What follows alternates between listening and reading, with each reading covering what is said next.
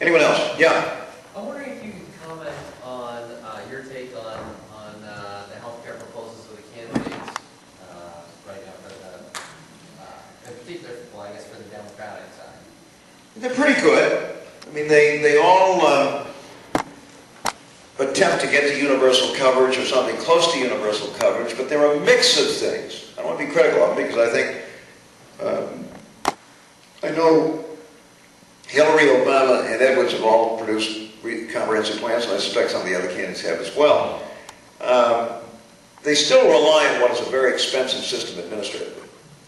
I mean, our system, ask anybody you know who's a doctor, ask them what it's like to practice in this system. I don't know what the figure is these days, but 15, 20, 25%. 29%? Is that the latest one? Goes for administrative overhead. Any of you know what Medicare spends on administrative overhead? Less than 2. 2%. 2%.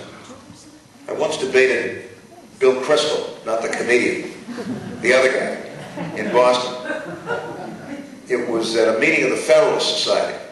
I didn't know what the Federalist Society was. This was about 10, 12 years ago. It was at the Marion Long Wharf.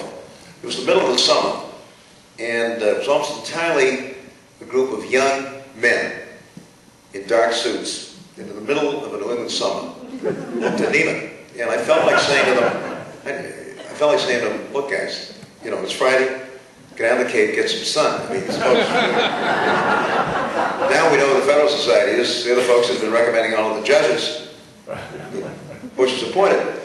But I said to him, you know, Bill, the government is much more efficient than private. It's impossible. I said, well, here are the numbers.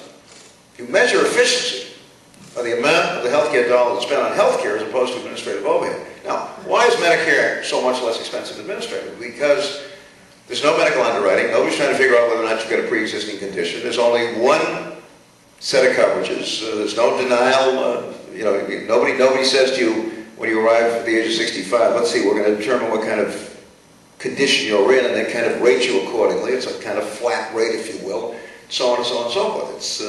It's much less expensive. And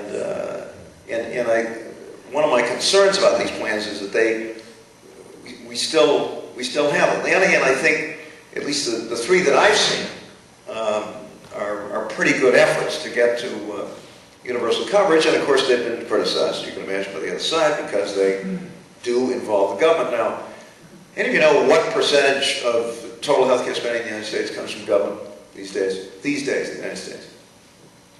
When you add the VA, Medicare, Medicaid, Defense Department, half of every health dollar in the United States comes from the government. So to suggest that we ought to, you know, we don't want the government health care.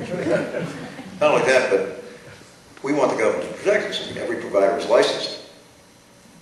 Every hospital is licensed, every lab is licensed, and doctors that mess up are disciplined. All health professionals are subject to state licensure and so on and so forth. So overall, I think these plans are pretty good. People say to me, well, where are you on this these days? And I say, it's very simple. I'll take either Truman or Nixon. I prefer Truman, but if I can't get Truman, I'll take Nixon. Which sounds pretty good to me, because most people aren't alone enough to know what Aaron. But, you know, Truman essentially proposed universal Medicare, and Nixon proposed a universal employer-employee mandate. I'll take either one. I'll take either one.